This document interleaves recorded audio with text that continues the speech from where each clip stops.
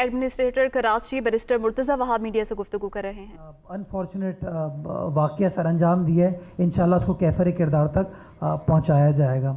जो दूसरा आपने सवाल पूछा वो फाइनेंसेस के हवाले से, एनएफसी की मद में हर महीने 2 बार वफाकी हुकूमत से सूबे को पैसे मुंतकिल किए जाते हैं, और एक 17 तारीख को होता है और एक आखिरी दिन जो होता है महीने का उसको।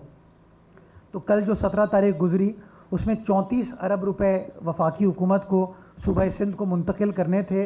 बदकिस्मती के साथ उन्होंने सिर्फ 2 अरब रुपए मुंतकिल किए हैं। 32 अरब रुपए की यूनिलैटरली उन्होंने कटौती कर ली है।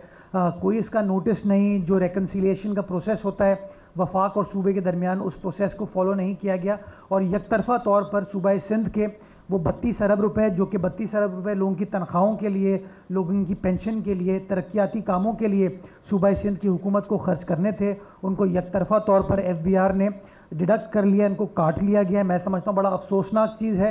और जो आइनी उसूल हैं, कानूनी उसूल हैं, जो वफाक के साथ सूबों का मुआहिदा है, MOU है, उसकी खुल्लम खुल्ला खिलाफ वर्जी की है उन्होंने आइनी उसूलों की खिलाफ वर्जी की है। और मैं समझता हूँ फौरी तौर पर जो वज़ीर ख़जाना है उनको इस मामले का नोटिस लेना चाहिए, और नोटिस लेते हुए ये जो यकतरफ़ा फ़ैसला वफाकी हुकूमत की जानिब से किया गया है इसको विड्रॉ करते हुए वो जो 32 अरब रुपए की अनलॉफुल इलीगल कटौती सूबा सिंध के पैसों की है, उन पैसों को फौरी तौर पर मुंतकिल कर देना चाहिए सूबा सिंध को, ताकि सिंध हुकूमत उस पैसे को लोगों की तनख्वाहों के लिए, लोगों की फलाह बहबूद के लिए, जो तरक्याती काम हमें करने उसके लिए उनको खर्च किया जा सके।